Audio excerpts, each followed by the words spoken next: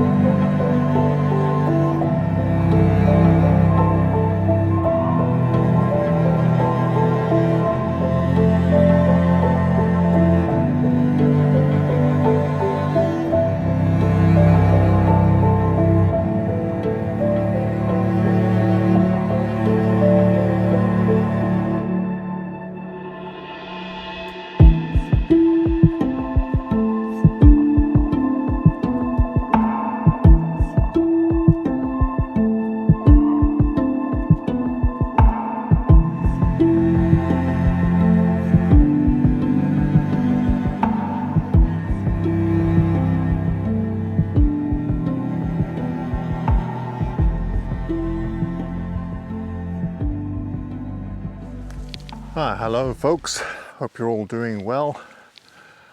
A tree. This is called the Heaven Tree. I'm in Carmanah Provincial Park. I've come out here with my friend Wayne, and we're going to explore the area a little bit. Wayne's never been here before, so I'm just showing him around a little bit, and then hopefully later on this evening we're going to meet up with Gavin and Amanda, and we have a little adventure planned for tomorrow. All going well, it should be quite exciting, perhaps as exciting as the cave adventure, but it all depends on a number of factors, so I won't let the cat out of the bag until we actually get down there and see if we can get into this location. But in the meantime, I've come down to an area called the Stoltman Grove, which I've photographed before, and I've had in videos, various videos. Showed Wayne the Stoltman Grove, and now we've stopped off at the Heaven Tree, which is a gigantic Sitka spruce. The one problem with photographing this spruce is on one side of it there's like a platform which is somewhat ugly, so there aren't that many angles to shoot this thing. I was going to shoot it from the sides there, but I think I already did that in a video a few years ago, so I thought I'd try something different. This angle is not bad. We have these beautiful lush ferns in the foreground, and actually these are on an old stump, I think, so it kind of surrounds or frames the bottom of this big old tree. The biggest problem for me is scale. It's really hard to show the scale of this spruce without, you know, someone standing beneath it. This is the composition that I have, and I absolutely love the ferns in the foreground. They frame everything really nicely. You can see the boardwalk just in the corner there. So I might clone that out. I'm not sure yet. I'm not using a polarizer. I kind of like the sheen on these ferns, but again, I'll take some with and some without. Right now I'm at 1.5 seconds f16. The ferns are moving a little bit, so I might have to do a little bit of focus stacking. We'll see. The ferns in the foreground are quite close to the lens.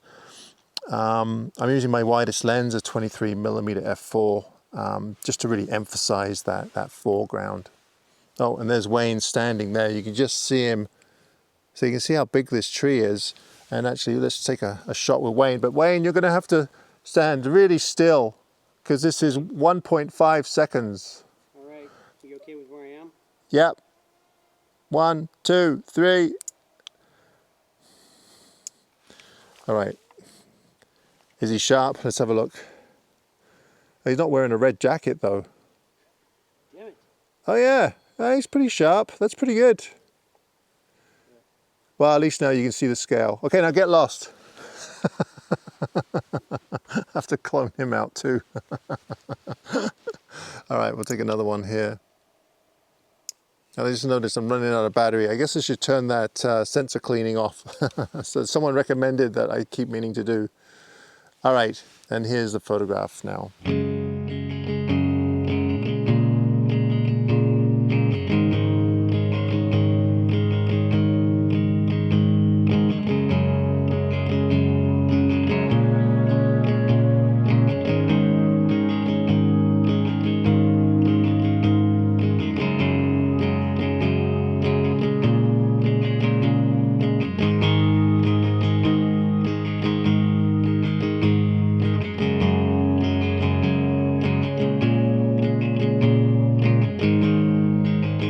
Okay, so I've resorted back to the angle that most people photograph this tree from, and I think it does work better. It just has such a nice shape to it, especially the bottom here.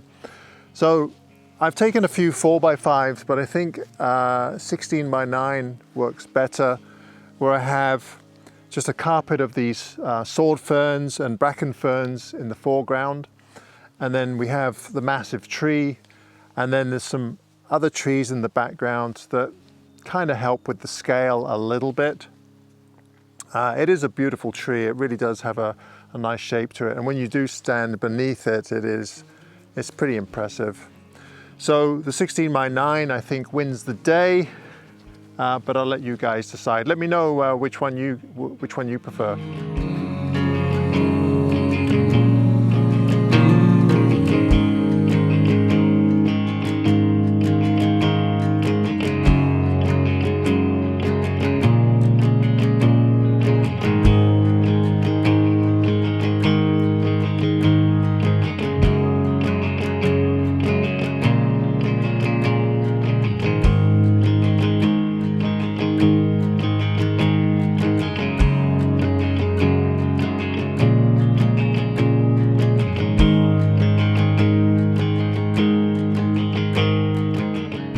Once again, I'd like to thank Skillshare for sponsoring this week's video.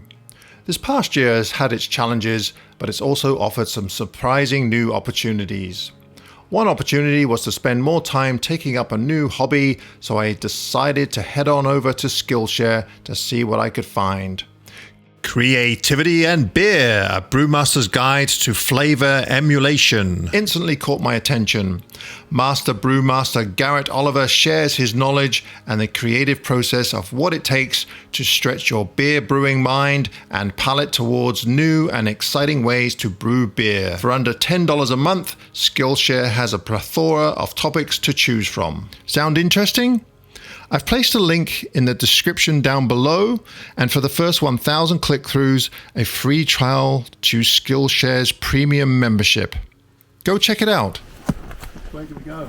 Oh, it's down here. Lost already. Nope, I got ducked. All I can see is like a moving bag. Yeah, don't usually balance and tumble down the hillside with that thing on your back. No way to jettison.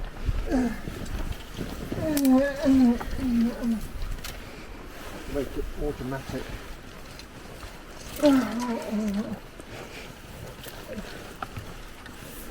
It's not going to be good footage because I'm watching my feet. All right, so I hold the rubber raft down, and Wayne is just unpacking it, and we're going to blow it up. It was a little bit big for this project, but that's what we had. So thanks, Wayne, for lending us that. And then, whoa, we're going to, I don't know if you guys can see this, but drag it in to this first section here, which is actually quite shallow, and make our way into the canyon here. And I know that just round the corner there's some nice things to photograph. So pretty excited about that. Gavin just fell in, which I missed. That would have made excellent B-roll. Where is he? That might be the end of my vlog because I think the camera's. Yeah. Well, do you want to borrow mine? It ended before it began. But, you know, safety first. So, you know, I mean, a lot of people have been commenting in Gavin's video that he, you know, videos that he doesn't take safety seriously. So we got him some water wings. Well, I've took the advice of my lawyer, Chad L. McPhail, and you know, now hopefully people aren't going to get upset. It's not what actually happened, is it, Adam? It's what could have happened. Precisely. Yeah. But Gavin is a very muscular man, and as you can see, you know, he's having trouble getting his water wings on. Yeah, and most of the muscle, it just kind of centers around my stomach area, which is weird.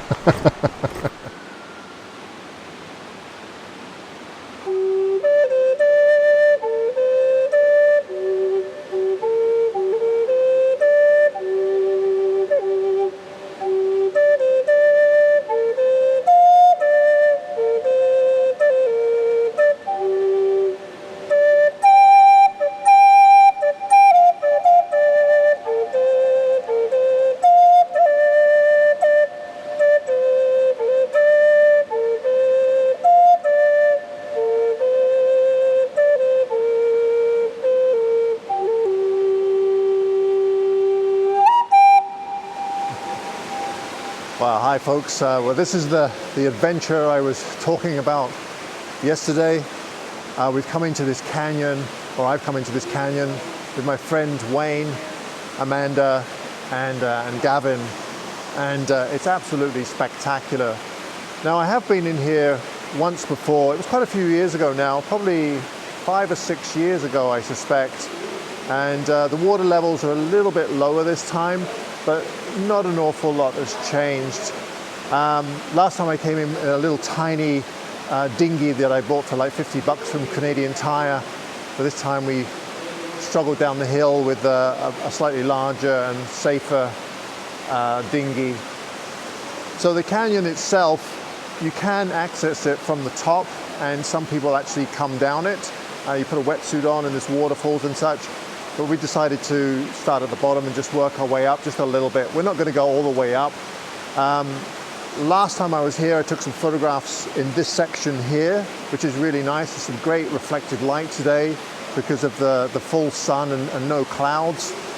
This is what photography is all about for me, is these little adventures. There's not any risk or anything, but it's just kind of exciting to come to an area that's you know, new and not many people come to, and you know, you find these little nuggets throughout your local area over the years, and it's just I don't know, it's just, for me, this is the most exciting part of photography. I absolutely love this section, but as you can see, this is where it starts to get really deep. It doesn't look that deep, but it drops off really quickly.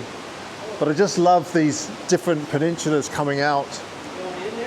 And I quite like the reflected light. This section here, when I got here, was quite dry, but I actually like it quite wet. So all I did was just splash a little bit of water on. It'd be nice if that was wet too, to reflect some of the green and the warmer colors in the section, in the midsection there, but I'm not going to wade in there. Okay, it's a little awkward taking video in here, but I'll give this a go and hopefully this turns out okay. So I've taken a number of panos horizontally, but I also want to get some shots of the canyon and the greenery. The backlit greenery is just absolutely spectacular. So for me to get most of that in, I need to take a vertical, and you can see, if you look up here, hopefully it's not too overexposed, you can see that beautiful lime green just backlit in the top there.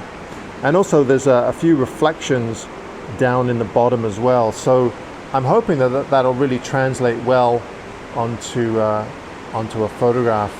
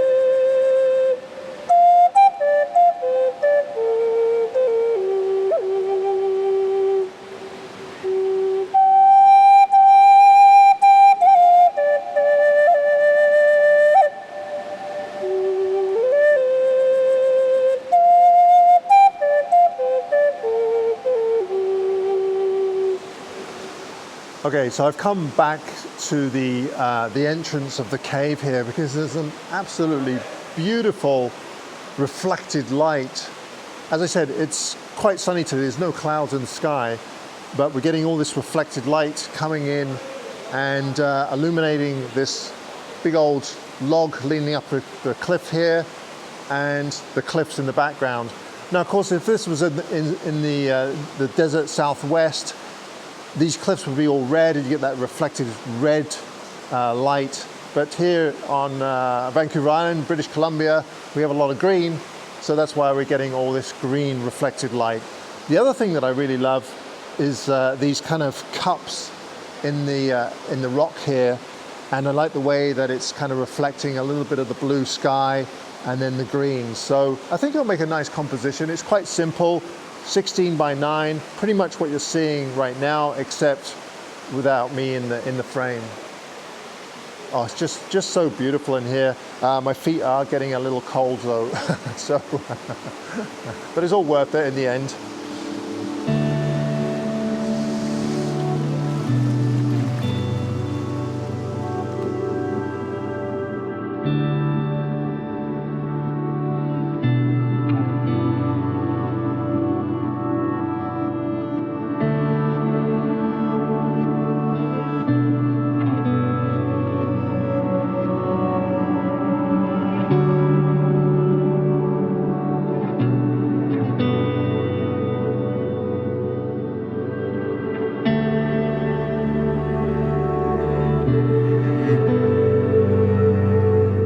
My last image from this canyon adventure is this one here. It's very similar to one that I took on my first visit to the canyon, where I tried to capture that reflected light on that very dark shadowed wall. Now for this photograph I did have to manipulate quite a bit. I took several exposures, one very dark exposure for the canyon itself, and then for the background where the log is, I had to take another exposure. Otherwise, the contrast was just too much, even for the GFX 100. So I had to combine, I think it was 3 images to get this one, and do a little bit of dodging and burning to get that reflected light off that beautifully textured cliff.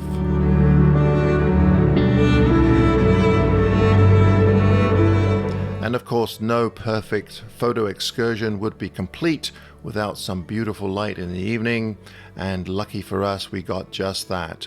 I managed to take Wayne, Gavin and Amanda to my favorite hidden campground on the west coast of Vancouver Island, and we had some absolutely stunning light over Pacific Rim National Park. We couldn't have asked for better conditions.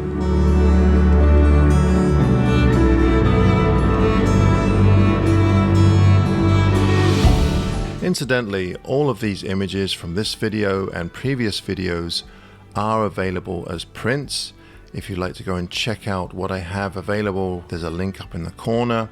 If there is an image that you would like to see as a print but you can't find it on my website, be sure to let me know and I'll pop it on there for you. For those of you that would like to support my channel in other ways, be sure to head on over to kozubooks.com, where I have my 3rd printing of Quiet Light for sale, and also Aspen, a collection of autumn images from 2020 in a small body of work called a zine. Go check it out at kozubooks.com.